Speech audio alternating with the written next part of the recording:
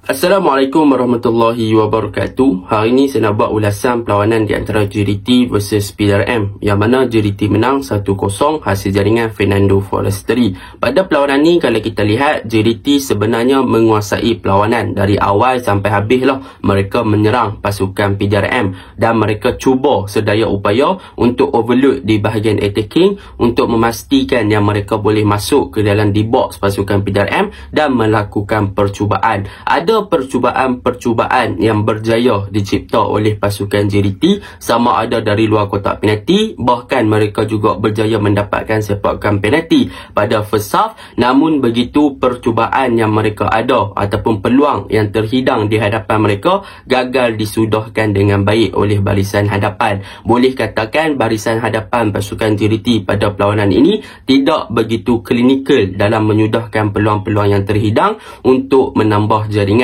Manakala untuk pasukan PDRM pula, mereka memang datang dengan tujuan untuk bertahan. Sebab apa? Sebab coach PDRM adalah coach yang bijak, yang mana dia tahu kemampuan pasukan dia untuk menyerang dalam pertandingan untuk menentang JDT ni adalah probability yang sangat rendah. So apa yang diambil oleh beliau adalah untuk menekankan pendekatan untuk lebih kepada bertahan, dan pasukan PDRM berjaya untuk execute that idea untuk memastikan yang barisan pertahanan mereka lebih solid, lebih compact dan lebih berdisiplin dalam mengekang asakan daripada pasukan JDT, dan mereka juga mengelakkan daripada membuat silly mistake. Dan mereka pun bila mereka berjaya untuk mengekang asakan daripada pasukan JDT, mereka cuba untuk menggunakan kaedah ataupun situasi counter attack, serangan balas lah dalam bahasa Melayunya, untuk menyerang pasukan JDT. Namun begitu, dalam situasi serangan balas yang dilakukan oleh PDRM, mereka agak kurang apabila penggunaan Bruno Suzuki sebagai lone striker di bahagian hadapan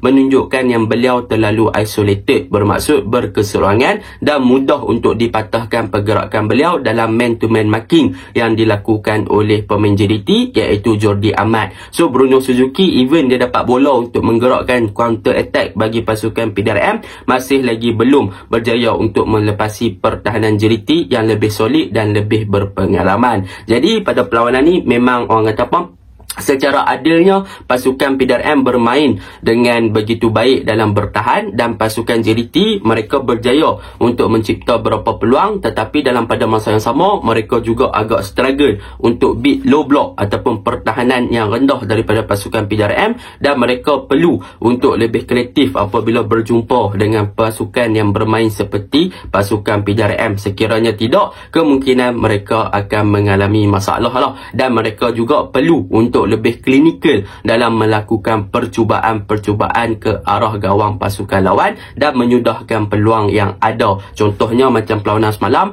Bekson ada beberapa peluang yang terhidang, salah satunya dari sepakan penalti tetapi gagal disudahkan, dan salah satunya apabila beliau dapat bola satu hantaran yang baik daripada pemain di bahagian tengah oleh pemain JDT, beliau berada dalam keputusan ataupun berada dalam kedudukan di dalam D-box yang tiada orang kawal, tiba-tiba dia lambat buat decision making untuk melakukan percubaan ataupun untuk release the ball, menyebabkan pasukan PDRM berjaya untuk mengambil bola tersebut balik dan menyebabkan kedudukan daripada Bekson boleh melakukan percubaan kepada ball clearing untuk pasukan PDRM. Jadi tanpa membuang masa, mari kita masuk ke dalam ulasan perlawanan. Untuk ulasan perlawanan kali ini, saya akan mulakan dengan pasukan JDT dahululah. Okey, perkara pertama yang positif tentang pasukan JDT pada perlawanan ni adalah kalau kita lihat daripada segi transisi build up ataupun dalam attacking phase dalam bentuk serangan pasukan JDT, sebenarnya boleh dikatakan mereka push ataupun mereka sangat overload di bahagian final third ataupun di bahagian attacking third mereka lah, untuk meletakkan begitu ramai pemain-pemain di bahagian serangan untuk memastikan yang mereka boleh melakukan penetration ke dalam di box pasukan PDRM. Kalau kita lihat dalam fasa build up, mereka memang akan play from the behind, iaitu mereka akan bermain dengan build up daripada bawah ataupun daripada belakang dengan penggunaan dari Jordi Amat dan juga Syamir Kuti Aba yang diletakkan sebagai centre back. Dan kalau kita lihat dalam formation ataupun dalam kedudukan mereka di bahagian centre back, mereka akan membentuk back 3 di bahagian belakang. Tetapi Pembentukan bateri yang dilakukan oleh pasukan JDT pada perlawanan semalam bukanlah seperti perlawanan-perlawanan yang sebelum ini, iaitu dengan penggunaan Matt Davis yang akan masuk untuk menjadi right centre back. Tetapi untuk perlawanan ini adalah perkara yang menarik sebab JDT bermain dalam sistem double pivot, iaitu gandingan Afiq Fazzail dan Hong Wan. Jadi apa yang dilakukan oleh pasukan JDT adalah mereka memastikan pembentukan bateri mereka adalah daripada pemain-pemain yang beraksi di bahagian midfield, iaitu sama ada Hong Wan ataupun Afiq Fazzail yang akan drop lebih deeper untuk selari dengan kedudukan Jody Ahmad dan juga Syamil Kuti Abah dalam fasa build-up. So benda tersebut akan membolehkan Matt Davis dan juga Oscar Arribas di bahagian kanan dan kiri untuk bertindak lebih ofensif untuk cover up the touchline. Jadi perkara tersebutlah yang JDT buat untuk melakukan overload di bahagian hadapan dengan penggunaan offensive fullback, dan dalam pada masa yang sama mereka korbankan ataupun mereka letakkan seorang daripada pivot mereka sama ada Hong Wan ataupun Afiq Fazzail untuk drop lebih deeper di bahagian kawasan mereka sendiri untuk membentuk bateri. Jadi ini membolehkan untuk Matthew Davis dan juga Oscar Arribas untuk cover up bahagian wide area ataupun bahagian sayap, dan membolehkan Arif Aiman dan juga Forestry masuk lebih kepada inverted ke half space ataupun ke bahagian tengah untuk overload di bahagian tengah dalam pembinaan mereka ketika menyerang dan juga kaedah mereka untuk melakukan penetration ke arah di box pasukan PDRM. Dan benda tu memang positif sebab kita boleh tengok pasukan JDT boleh menyerang dengan baik di bahagian kanan dan juga bahagian kiri dengan penggunaan daripada mereka punya fullback ni lah. Kita boleh tengok Matt Davis kali ni memang sangat ofensif. Dia banyak kali naik dan juga berjaya untuk mencipta crossing ataupun hantaran-hantaran ke dalam di box. Cumanya pemain-pemain PDRM seperti Alif, seperti James Okosuo, mereka ni pandai untuk membaca game dan berjaya untuk intercept dan juga block hantaran-hantaran daripada pemain-pemain JDT yang cuba untuk menghantar bola ke dalam di box. So mereka memberi reaction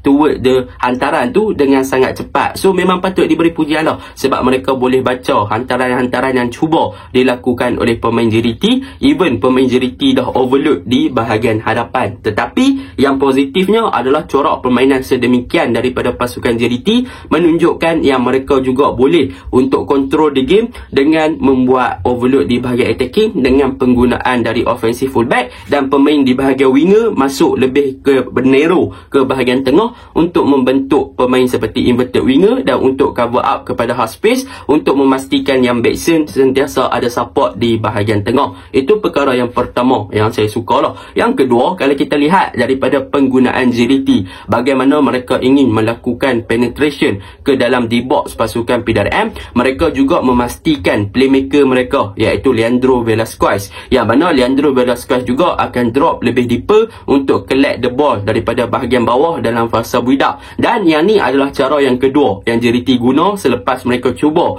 untuk attack dengan kedudukan ataupun dengan formation offensive fullback untuk beat pertahanan PDRM. Mereka tak boleh nak untuk masuk.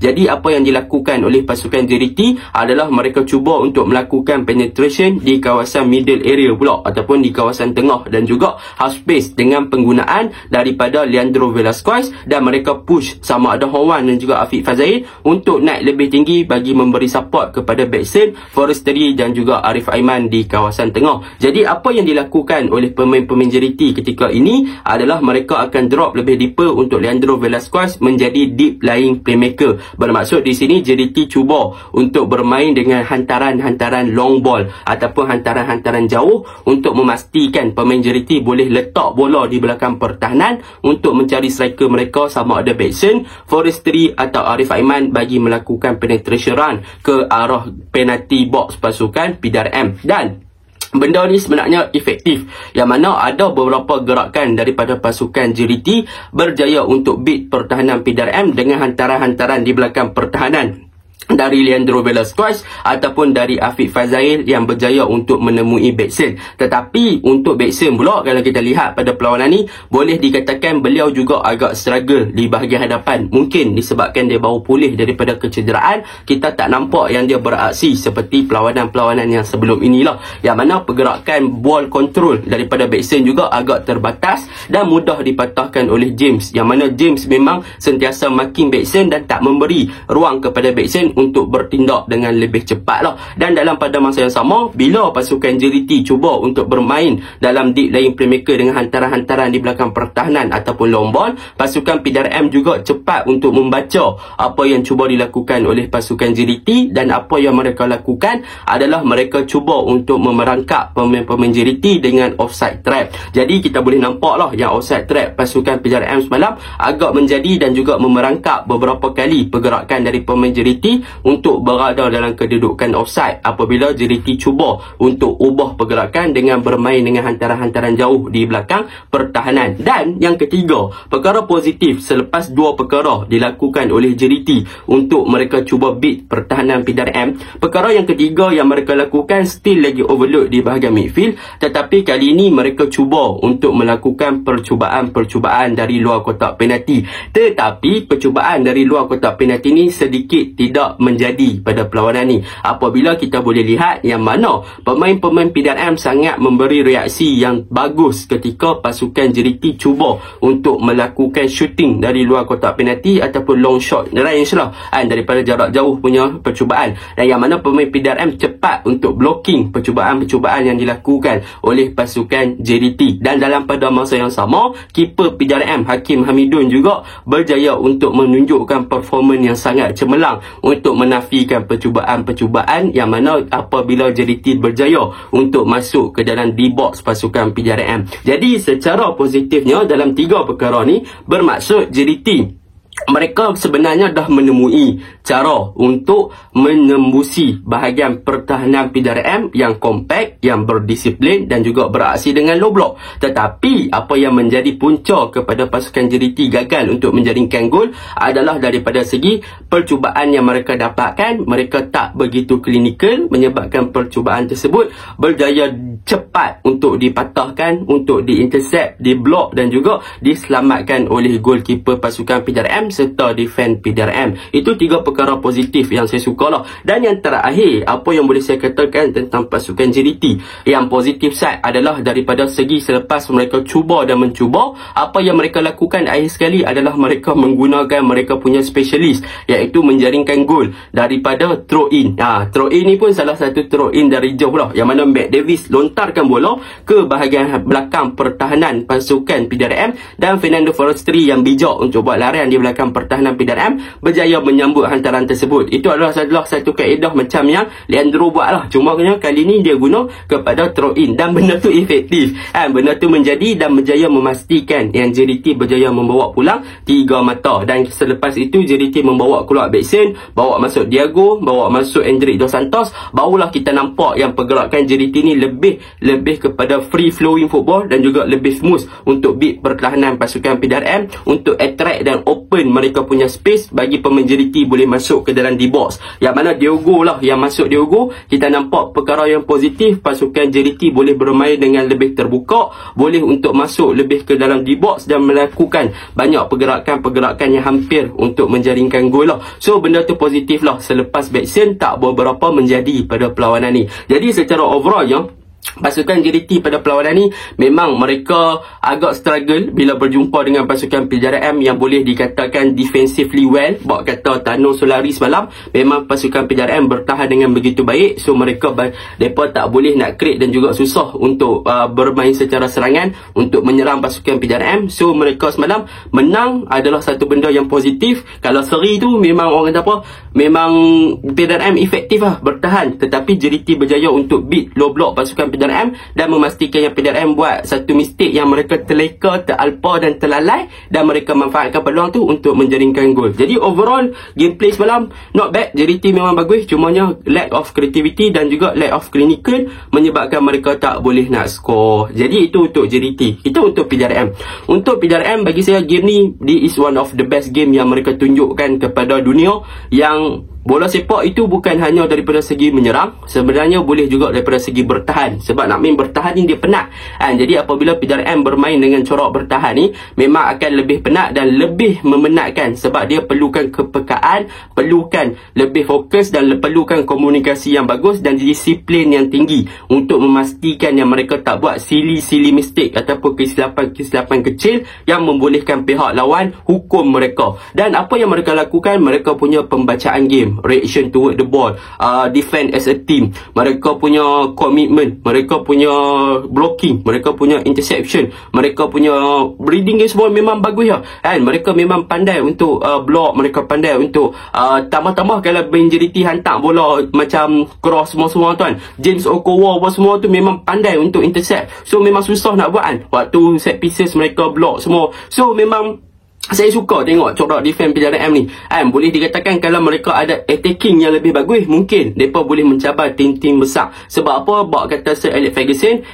attacking win you the game, serangan membantu kamu menang perlawanan, tetapi defense akan bantu kamu untuk menang trofi kan. So defense win you the trophy. Macam PDRM punya defense, mereka dah boleh menang trofi, tapi sayang mereka tak boleh nak menang the game sebab attacking mereka. So benda tu yang kita perlu aware dengan tim-tim seperti PDRM ni. Mereka memang antara tim underdog yang boleh membuat kejutan lah. So nothing lah, itulah saya nak cakap. Cumanya janganlah kata kenapa PDRM tak serang, kenapa kan. Tak, sebab itu adalah kemampuan mereka dan mereka ambil pendekatan yang akan memberikan impak yang lebih positif kepada mereka dan mereka berjaya. Sebab dalam liga defisit gol penting.